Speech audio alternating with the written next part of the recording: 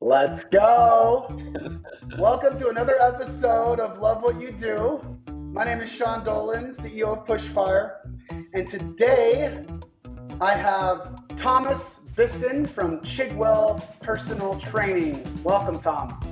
Thank you very much. Thank you for having me on today. Of course.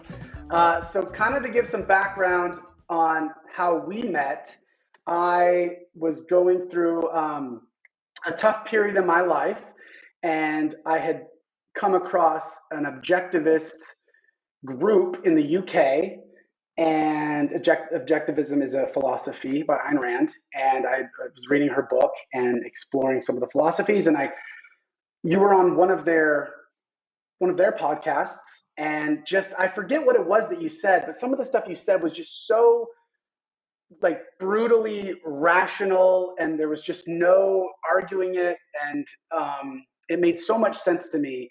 And I was in search of sort of finding my way in health and fitness, and I'd lost some weight and through like brute force and very painfully. And I think what struck me about what you said was it shouldn't be hard. And I was like, well, I'm clearly doing this wrong. I was like, running 100-kilometer ultra marathon, like out of shape. It was just a mess. And so I reached out to you, and we had a conversation, and I felt like we were on the same wavelength. And then I hired you to be my personal fitness coach, which I felt a little odd because you were in the UK, and I guess just my assumptions about fitness was like, well, they need to be with you in the gym. But the results speak for themselves. I lost a ton of weight. It was not difficult. It took effort, but it wasn't painful. I guess it was difficult, but not painful. It was, I don't know if even difficult's the right word, because as you make these choices and immediately get the benefits as you go, it's sort of self-rewarding. But let's start with, how did you kind of get into health and fitness? Did it find you? Did you seek it out? How did that get started for you? So I feel like I have to just start this conversation, first of all, apologizing to an American audience about my accent. I will do my best to speak slowly. I was working with an American client recently, and I said, can you tense your abs so I can poke it? And she looked at me and was like, sure. And then like she did it, and I poked it, and it was like, okay, it all worked. And then she goes, oh, I thought you said, can I poke your ass? And I was like, okay, I kind of Tomato, just need to... tomato. So I will do my best to speak clearly and slowly. So bear with me. Cool. I was... Yeah. Go on. Go ahead. I was just going to say, so I was not natural to health and fitness. I was very competitive as a child. However, I had nothing to funnel it into. And my parents were busy working all the time, and so I was at home alone a lot of the time. And I found myself gravitating towards the TV. And then normally, as most people find, when you're either stressed or bored, like you get triggered and you try and seek out fun things to do. And fun normally always means go and browse the fridge or the cupboards. Yeah. And so I would find like these big 2-liter bottles of Coca-Cola and some like a big bag of cookies. And I would go and sit back in front of the TV, and I would say to myself, right, I have to drink this amount of Coke and eat this many cookies before the advert finishes. And so so I was just I'm doing the calories in my head. Absolute, just pounding. And as you can imagine, this kind of lifestyle just balloons, right? You're just gaining so much weight. And in my family, no one ever mentioned it. So I was getting so big that my genes created an indent in my stomach where they were just like pretty much holding me in, and like my belly was like hanging over the top and all sorts of craziness. And How old? Oh God! So this probably started Like at junior about high or 13. It okay. started, and it went through Yeah. to I was at 17, and I'm Okay. talking triple chins, man boobs, Wow. three Wow. sets of tires. I had the bike, the car, and the truck tire all sitting nicely on top. Y So por qué? yeah, so just Yeah. imagine me Right. sitting there in some budgie smugglers. Right when you're realizing that there's girls and just that's a tough time, man. That's a tough Absolutely. time. So tell me, one of the stories I love about you is I call it your origin story with your mother at Christmas time, if you don't mind sharing. Yes. So, as I mentioned, no one ever mentioned my weight. No one Hmm. confronted me about it. So it was very much this unsaid thing. And I remember it was Christmas time. I was at my aunt's house, and there was about 30 of us in the house. And at that kind of age, you're still at the age where you're looking at the presents under the tree. And if you had the most or the biggest, you were basically winning at Christmas. And Right. this year I saw that I had like the biggest present under the tree, and I was so excited. I was All like, right. screw you guys. And it got Yeah. slid over to me, and I ripped into this thing. And I looked at it, and I was like, I was so confused. Not by what I saw, but from the laughter that echoed around the room. And it was a sit-up machine. You know, one of those old school ones with the like green foam and the little crunching The thing. REM, yeah, yeah, yeah. And It's like a rocking chair bottom kind of. It's just that's absolutely. brutal. And I was just like, I didn't understand it. And then just from the corner of the room, I Oh. heard someone say, "When was the last time you saw your penis without help of a mirror?" And like it, It makes me just cringe. yeah, it was like, Oh, you know, yeah. when you get that searing heat Oh, come across your face, and I look over yeah. to where the voice came from, and it was my own mum, Mm, and I was just like, wow. And yeah. that was the kind of like spark that set everything in motion, really. Yeah, that'll do it. That's that's an intense experience. Probably not advisable. There's probably better ways to go about that, but uh, Absolutely. but that'll do it. And so, what do you when you just describe what you do in your own words? What you do for your clients? So I've rocked back and forward with this many times, and I've always said that I'm a personal trainer. Yeah, More often than not, clients get angry at me when I say that because they say I'm so much more. so much more. Yeah, I And agree. I'm going along the lines of a health coach, but for Hmm. me, it all starts with the individual. Yeah, Too often, people are trying to shove square pegs into round holes. absolutely. And with every client, I start from the basis of treating them as if they're an alien. So it's like, I've Hmm. never seen this person before. What is their story? And I have to understand so much about this person. Where's their head at? What's going on with their relationships? What's going on with their work schedule, their sports schedule? What's their goals? What are they familiar with? What's their use of language? What does Mm, fitness mean to this person? Too often, some yeah, people say, I want to get fit.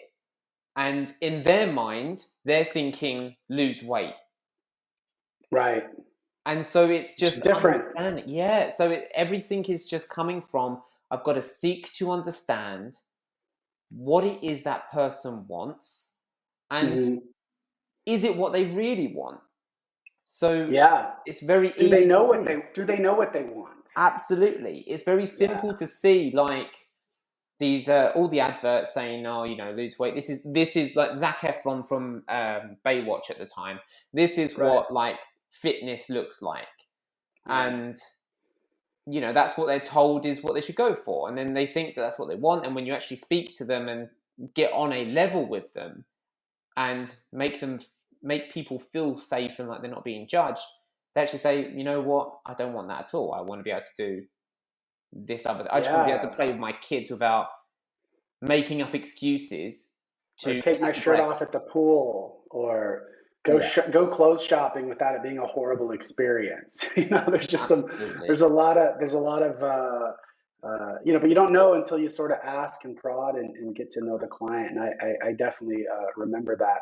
And, the first thing, my first experience with you, and I've told this story many times, is you told me, kind of what you provide and what the cost is, and I agreed to try it out. I think we agreed to like 3 months or something. And um, our first call went really well, and at the end of it, you gave me my assignment.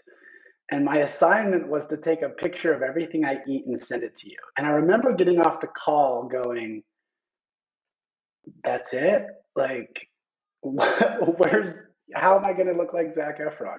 Like how's that going to make change? I mean, just taking pictures. I'm like, you're like Twitter to me. It just seemed like such a silly assignment. And then like 3 days in, I was looking at this just sleeve of cookies, and I was like, I cannot send a whole sleeve of cookies to Tom. So like it immediately created this secondary accountability where I could lie to myself about eating a sleeve of cookies and immediately forget I ate it, not count the calories, not take any accountability.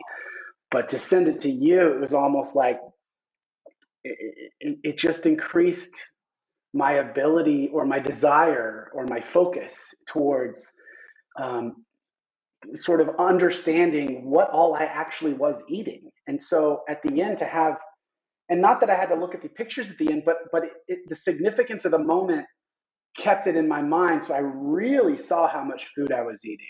And in a big way, just telling my brain how much food I've had that day reminded me that I probably don't need more food. I mean, it was just this, like, it was this amazing shift in perspective. And so I think on day 3, I was like, all right, I underestimated the assignment. And then you took such baby steps from there. It was like, all right, now I want you, and correct me if I'm getting any of this wrong, but you're like, okay, now I just want you to eat a lot of protein. This is your minimum protein for the week. You have to eat that. And I was like, well, what else? What else do I eat? You're like, I don't care. Eat whatever you want. But you have to get this much protein. And I was like, well, that's easy. I kept being like, well, that's easy. All these little tiny, tiny steps. And then now that I'm getting the protein, you're like, all right, let's look, and we're tracking everything I'm eating. Let's look at how much carbs you had. Let's try to limit it just from here to here. Well, that's easy. That's like a couple less bites. So it was just this very small step process.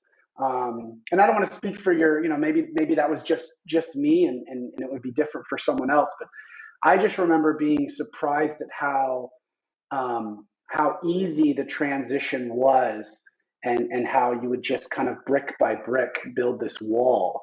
And then a year of doing that, I was down. I think I came to you like 205, 210. I think my lowest was like 185, 180. I mean, that's crazy to me.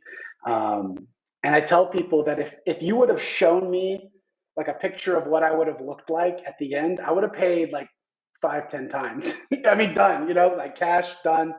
But it's just difficult sometimes to have faith in yourself in trying something new, especially when it's something you've done or you've tried to do and you've done it the wrong way for so long. So I don't mean to get on a soapbox about it, but I just want to make sure I express kind of how I felt when I got started. So tell me, like, what is it you love about doing this? Like, what fulfills you about this career, this role that you have with people? So I think you just embodied it Mm. when you were just up on your soapbox, like sharing Yeah, your experience and seeing you come alive and seeing you look back and say, I would have paid 5, 10 times what I totally. did. Yeah. Like, that is what I do this for. Mm. That's what speaks the value to me. And to know that, we're not working together currently, and to see that you're Mm. still applying these principles without me there guiding you. It's the fact that I've helped you become an independent thinker with your own health and Yep. fitness. That Yep. is what gets me excited. That's what helps drive me. There are a couple of things I tell every client now when we start. I tell them, number one, that nobody is coming. Nobody's coming to Yeah. save you. Nobody is coming to save you. Yeah. You have to save You got to yourself. do it. Yeah. And people will say to me now, but Tom, that's not true because you came. And I'll go, yeah, I came to tell you no one's coming. Mm-hmm. Second, I will remind them that my job is not to convince you that exercise and eating healthy is the path you have to take to live a higher quality life. You've already made that decision. You already know these things. That's why you're here. So let's just move past me trying to convince you of every single thing. We're two adults. My goal is to disclose information and help you break it down into small chunks so you can do it. You are the hero in this story. I can only be the guide. And that's how we begin. It's just setting a basic understanding of we are two adults. And I often see that as a challenge. Too often you've got the PTs treating their clients as kids and shouting at them and shaming them. And that's not me. It's like, look, you're here because you want help. I'm not here to convince you anything. You're here because you've already come to the understanding that this is the time to change. Now let's work through it together. I will do everything in my power to do that, but at the end of the day, I can only show you the way. You have to fight the monsters. You have to fight the demons and take the steps. I can only hand you the sword and teach you how to swing it. Yeah. One of the things that I noticed early on with you that was different than anyone else I'd worked with, because I worked with a few different trainers. I definitely worked with the guy screaming at me. Personally, not my cup of tea. Maybe it works for some people, not me. But I remember, because I was going through a divorce at the time. And so obviously it's a very complex emotional situation. And we would have our meetings. And I remember many times I would kind of dread's a strong word, but I was like, it was the accountability. I had to sort of tell you that I fell short, that I didn't do everything that I'd said I would do. And, and I feel some shame about it. And then I get on a call with you and you'd be like, what's going on? Because I'd just be trying to fake it. Like everything's fine. You're like, no. You're like, you seem off. And I'm like, well, I don't know, blah, blah, blah. And then I start getting into it and you would be like, all right, hold up. You're like, get a piece of paper out and you're going to write down, um, one of your prompts was like, what are you afraid of? Or something to that effect. And it's like I would start letting kind of these thoughts and feelings out on paper.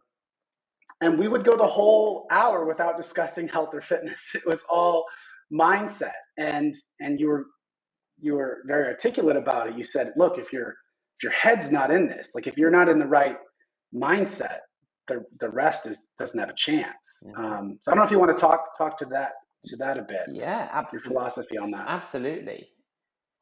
So look, we live in a very overstimulated world. And too often we try and overcomplicate and set up many things in the path to success. And sometimes these things can just seem so overwhelming. And if something's demanding your energy, your time, your attention, everything about it, that's all you can fixate on. Yeah.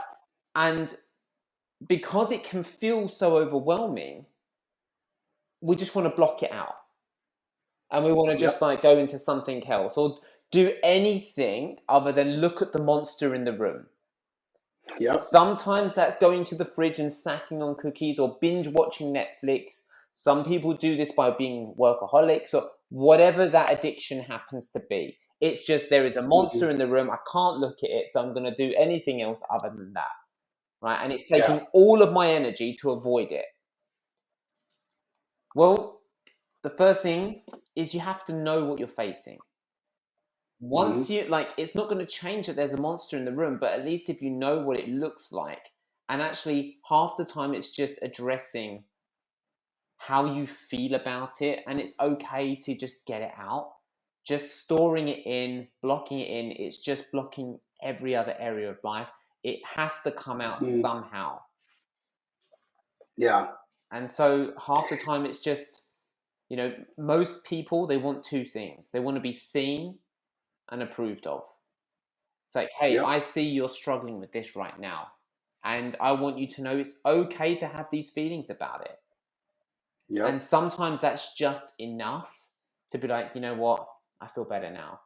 Like we never really went through like, hey, this is what I want you to do to deal with this divorce or anything like that. It was just letting you get it out. Okay, cool. I see that's a struggle. I completely, like, I understand and know you're going through a hard time. Now, what can we do to help you win the week? And then you would just say, I don't know, if I could just get through the week and just hit my protein target.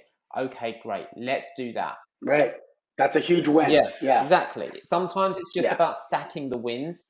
And then if there's a period of your life when you've got so much going on, hey, let's just make smaller wins. I distinctly remember you doing that, because sort of as the ebb and tide of my life and the conflict and, you know, escalation, and it's like you were right there to go with it. You're like, okay, well, let's just not worry about that then yet. Don't worry about doing that. Just you would bring it down to such a manageable amount, and that's because you were very like perceptive and in tune to me throughout.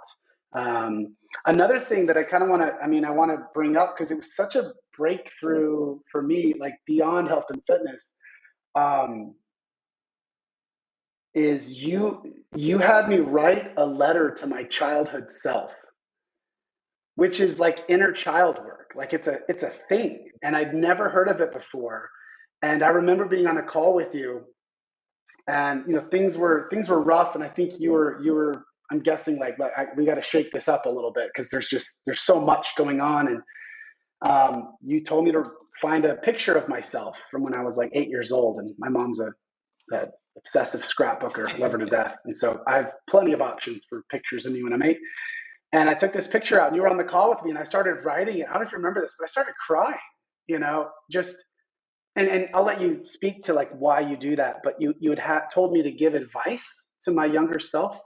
Remind me what it was you had me do. So the way the branch of psychology that I am a student of understands that inside each of us are three people.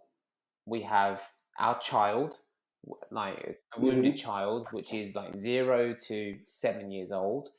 Then you've got the adaptive team, which is 8 till 17. And then you've got the functioning adult. And at any one time, one of these characters is in the steering wheel making your decisions. And when we get triggered, although something in the moment is triggering us, we are reliving a trauma piece from our past. And either the teen will take over or the child will take over. And you can really pick up on this through the types of language people use. And that's what I was hearing a lot at the time.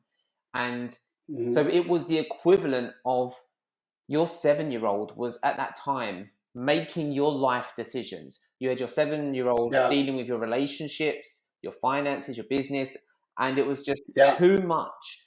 It's like the last thing you want to do is give a 7-year-old like control of a business and finances, as an example. And I was just like, okay, cool. Like we want to take the responsibility off this child and place it back into the hands of the adult.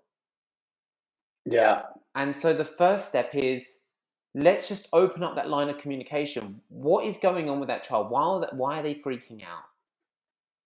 Okay, cool. Then just listening. And once again, all that child, all people want is to be seen and approved of.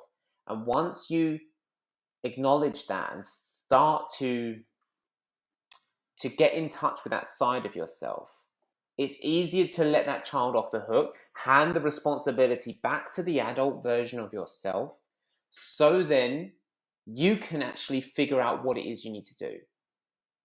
Because people are way more resilient than they give themselves credit for. You know what you have to do. It's just it's giving yourself permission to try and to figure it out and to trust yourself. And once again, it's taking the responsibility from the younger versions of yourself and placing it into the adult versions. That's the oversimplified version. Sure. No. And that's why you quickly fall outside of the typical personal trainer. I mean, you just go so like deep into just overall helping the person in whatever direction they need to go, which eventually all things point to health and fitness. I mean, because for me, it was like if I and you were big on sleep, we tracked my sleep and you had access to that. So there was like accountability with my sleeping and my caloric intake and my macros and all these things. And so it just, it was amazing. I mean, the transformation I went through, not just physically, but emotionally, some breakthroughs in me emotionally and, identifying the mistakes I'd made in my life and how to not make them again, not how to break out of certain patterns that I developed and many times wasn't even aware of. They were there and digging into my childhood and really bringing some things to the surface and sort of looking in boxes that I'd locked for a long time and being like fully accountable for who I am and my experiences. I was able to really get in touch with my identity, which if you're not in touch with your identity, it's really hard to make life choices because you don't know where you're coming from. So how can you kind of determine the path forward? So let's get into some of the kind of the details of like how you work with clients. What are some of the tools and ways that you communicate? I mean, you are obviously, for me, you're overseas, probably not for all of your clients, but this remote personal trainer, how do you make that work? I'm a bit of an odd guy. I don't really know how it all kind of envelopes.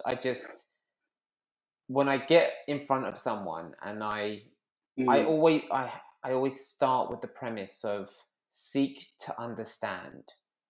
Yeah. Because I might not be the right coach for that person. Yep. And all I can do is try and get a clear understanding of what it is that they want, what's going on, what are the demands that they're facing, and is it in my wheelhouse to help them? Yeah. And so too often it just turns into like it's conversations that have developed into, hey, let's do this coaching thing. And with some people with the online stuff, like, because I've got quite a few clients in America and I don't really ever intend to get American clients. They just sort of end up speaking to me and then it's like, hey, look, is there any way we can make this work? And then I kind of make up a program on the spot and say, well, let's try this. I've got a guy flying in on Wednesday who I'm doing I've got a 4-hour assessment because he has back pain, like tremendous back pain. And we're probably spending like 4 hours together where I'm actually going through assessing him to see what we can do to retrain movement patterns to give him a break before he moves on with his life. So it's like now it's if you told me a year ago I would have people flying in to see me, I would just say you're nuts. Yeah, I noticed some of your content about back pain, so that answers my question on that. And it is interesting because as we worked together, the more we worked together, I was like, wow, what are the odds that Tom Bisson's program is a perfect fit for me? You know, like, it's like, well, because you were creating it. I mean, you were creating it based on what it was I needed. So that makes a lot of sense. So yeah, I guess it's hard to share your tactical sort of philosophy or the tactics because it's really dependent on who you're working with. The tactics will vary. I've got a toolbox, right? And Yeah, depending on the client will depend on the tool that I use. Although the yeah, tactics vary, the principles are the same. Seek to understand. right, Number one, what do they want?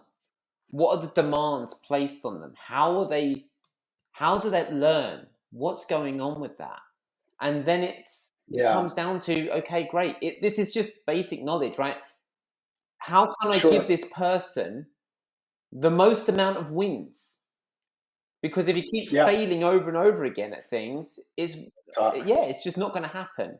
Too often people are over enthusiastic and try and do too many things, and what they need is just someone to say, hey, look, totally. ignore all of this. We will get to it, but let's just focus on this one particular Focus. thing. Yeah.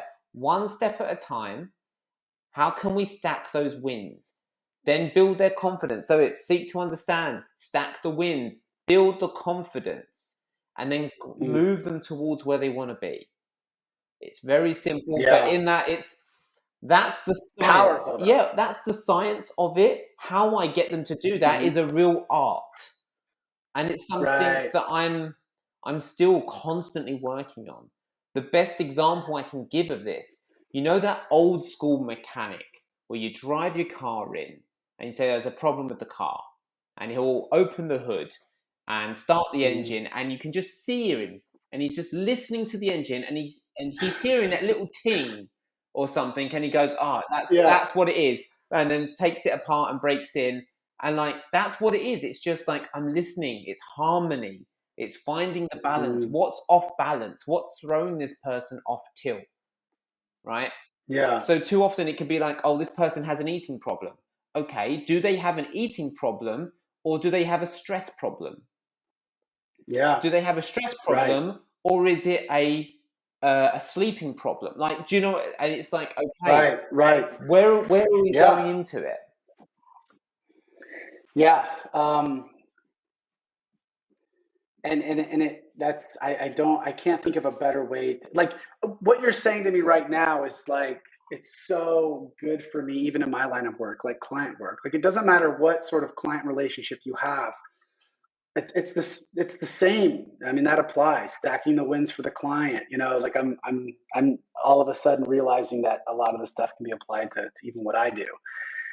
So let's talk about some of the you know fitness hacks or nutrition hacks. What are kind of those sort of easily digestible nuggets that you can give to people to kind of get them thinking about making some changes? That's a really tough question. Like the answer is it depends on the Depends. person. Yeah. If we want to make it concrete and give some context to it, let's take Sure. you and your Iron Man, for example. Yeah. Let's do All it. right. So It was a rough day. yeah, it was a rough day. So the key things to do there would be, Hmm. right, you want to compete in this Ironman. Great. Have you ever done one before? Yeah. Yes, no, maybe, don't. We'll go into that element of it. Now, Yeah. let's start breaking it down. Right? Let's start getting you more experience. Which one is your weakest discipline? Which one? Yeah. Because when you break down the sport, the purpose of the swim is to do it as efficiently as possible to conserve energy. The purpose of the Right. bike is actually about consuming energy. And then the purpose of the Yeah. run is about just getting through it and finding that rhythm. And these are the Yeah. basic things. And it's like, okay, these are the skills we need to start looking into. From there, it's understanding that these things, you've got the skill element, you've got the muscle building element. How much muscle Yeah. do you need to do the task? So for example, injuries cluster around sports. So there are going to be specific injuries that are really, really unique to people doing the Ironman. Right, let's get some muscle around where those injuries happen and make sure you are the most protected possible.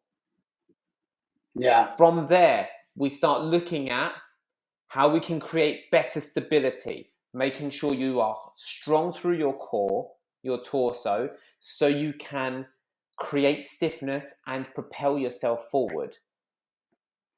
After that, it's about building on the mobility side of things. And then we start applying it into the skill. Are we doing lots of swimming? Are you swimming as efficiently as possible? Is your strength there? Because strength is a skill. Once again, are you strong enough on the bike to deal with this kind of stuff? Then we want to look at the environment. As you found out on the day, the sun was really blasting. So it's all about doing that research ahead of time. Like, okay, Sure. Worst case scenarios. yeah, it's like, how can we get you into some heat practice? How can we get you in the conditions as much as possible? What I would have probably got you to do is have a half Ironman booked beforehand, have an Olympic distance triathlon, then a half, and make it in stages, little milestones, because that way you're getting race specific. Because even that is a skill, being like the biggest. The transitions. I mean, too often I would see people on a start line. That's where they screw up, the start line. Because... How so? So think about it. Ironman people, they are individual solo trainers. They're on their own a lot of the time. All of a sudden, you have them now in a group at the start line. Everyone's nervous energy. You're feeding off of it. Too easy. Yeah. You get consumed by it, overwhelmed by it, and you are no longer keeping to the beat of your own drum. You look like you're... Lose your own rhythm. Everything's gone out the window. Your own you're swimming faster than normal. Absolutely. You're burning out, and all of a sudden, now the swim that was meant to be your energy conservation stage has become a energy burner. Right. Yeah. Yeah. There's a lot to that. And one of the things, so just to give people context, I've done a half Ironman. I did not do one prior to this full Ironman. And then I attempted a full Ironman 2 weeks ago in Waco. And it was hot, it was windy, the roads were rough, there were hills. It was a 31% DNF, did not finish race. I was well in that bottom 30%. I didn't quit, but I was pulled off at 95 miles into the 115-mile bike. So close, but didn't make the cutoff. And one of the things I learned, sort of like, and I've learned to deal very well in failure, doing stand-up comedy in particular. But with this, it was interesting that one of the things I noticed that I only could have picked up on if I had done a half more recently is I had this rotation between freestyle and breaststroke. So if I started to get kind of overwhelmed or anxious, because you're in this huge river and going under these bridges, and so it's just an interesting environment. And so my breathing started to get off. I just go into breaststroke and calm down. Everything's fine. Kind of get that breathing rhythm, and then I go back into freestyle. But I don't train like that. So what I noticed is when I got out of the water after the 2.5-mile swim, that kick, that little froggy kick I was doing with my legs loosened up my knees. And so when I hopped on the bike, my knees hurt and they were clicking. And I've never had a knee click in my life that I can remember. And so that first 15, 20 miles on the bike, I was spending a lot of energy concerned about and worried about my knees. And so it's just one of those things where it's, you have to, I would have probably identified that if I'd done a triathlon recently, but I take it to the next one, and next year I am planning on doing the Galveston half prior to the Woodlands full. So we'll get another crack at that. So I guess let's go more broadly, just because you're just such a smart guy, and I would take every opportunity to hear your thoughts on almost anything.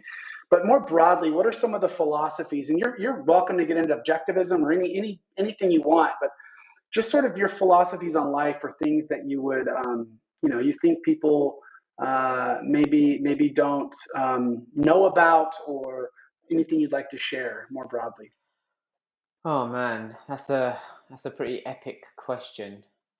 So once again, I consider myself a student of objectivism, and Hmm. I think once again, when I speak to people who are objectivists, they Hmm. claim to be objectivists and they claim to to think a certain way, and Yeah. I'm sure they think they do, and it's almost weird to me when I think.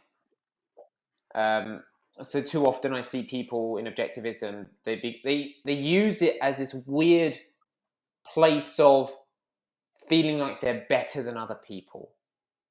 Yeah. Sure. And they'll be like, oh, I'm so much better because I have this much superior philosophy. So now Yeah. everyone else is Yeah. an idiot because you can't fully understand. And Right.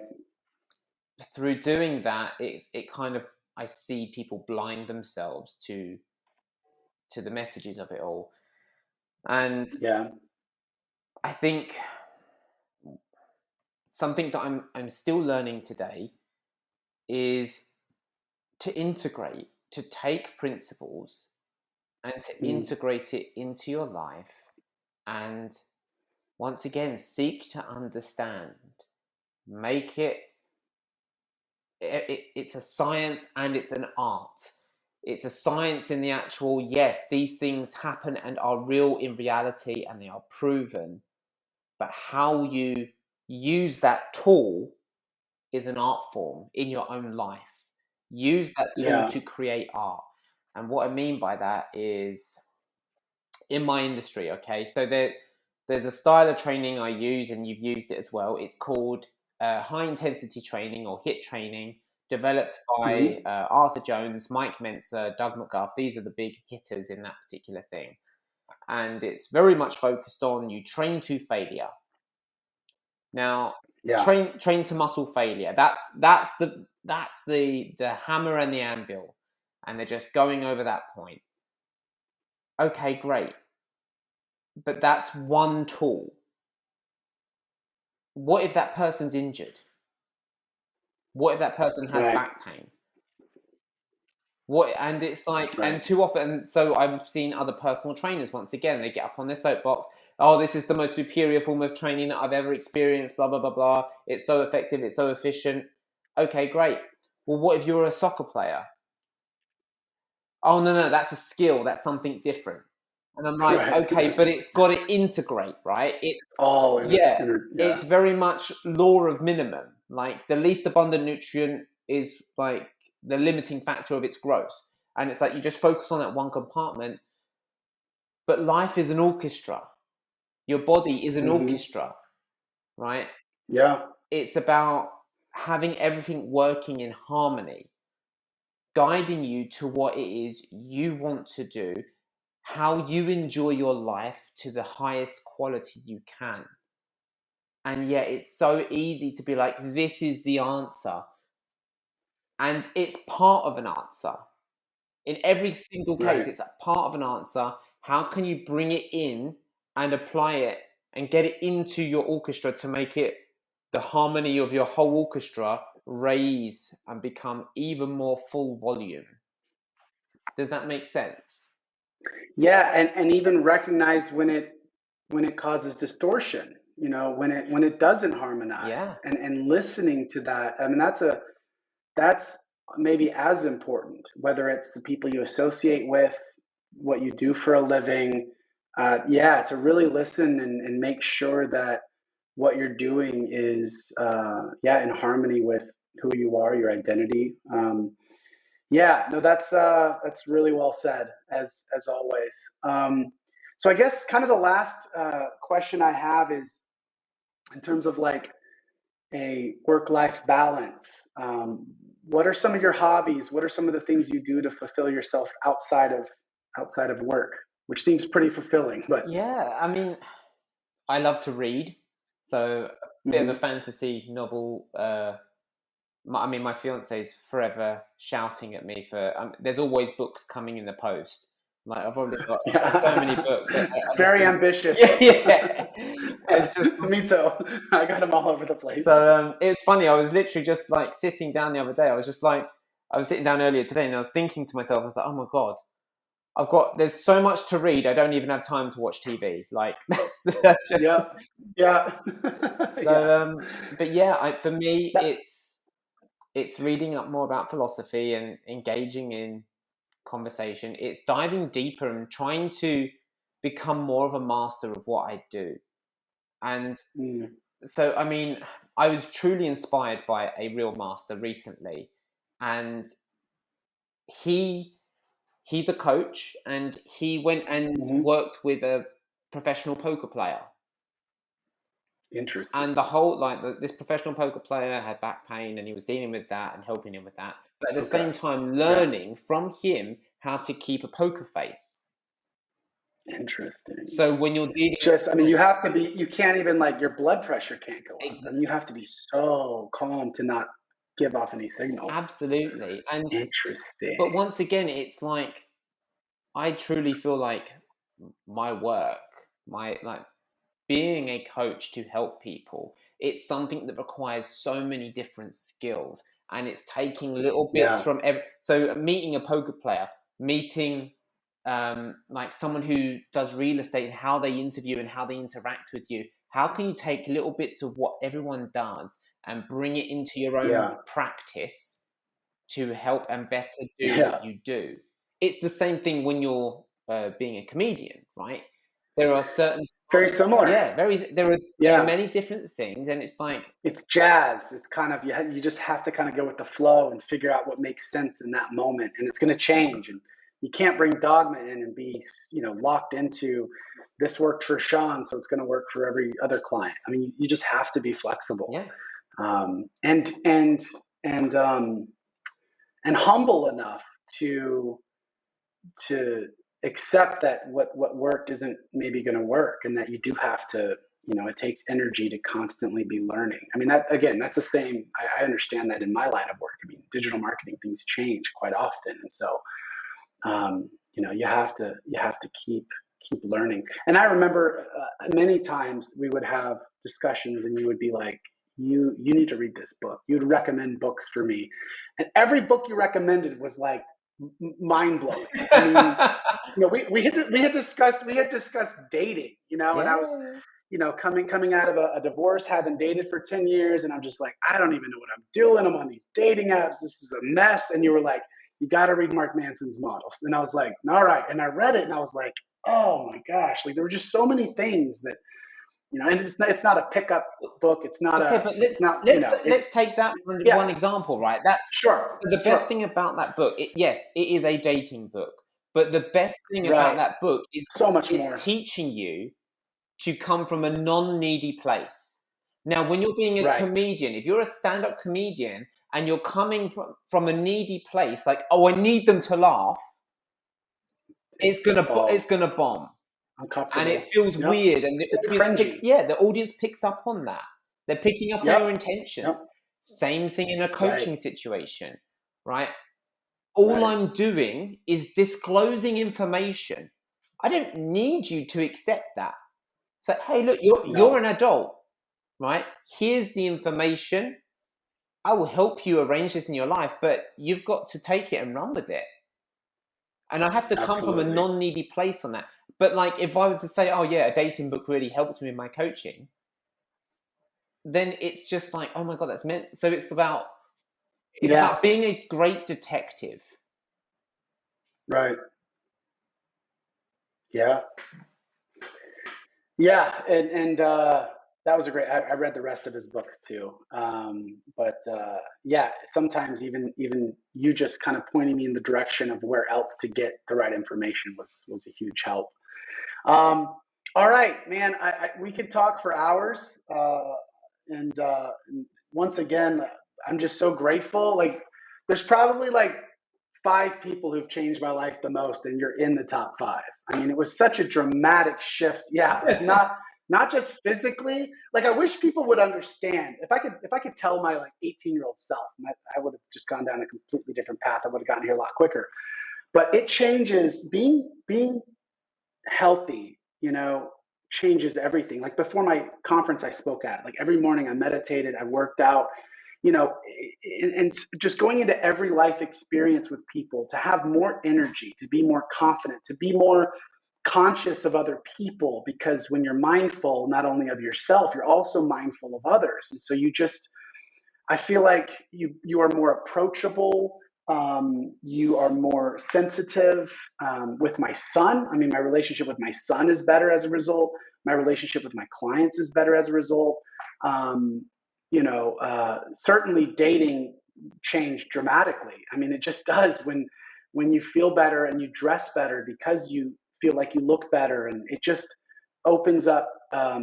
It's a complete just life transformation when you get kind of your mind straight, your body healthy, and you're putting good stuff in your body. I mean, you're taking care of your nutrition, your sleep, all these things. So I can't rave about you enough. I'm glad I'm a testimonial on your website. I saw that earlier. That's awesome. So there's one thing I'd like to say actually before.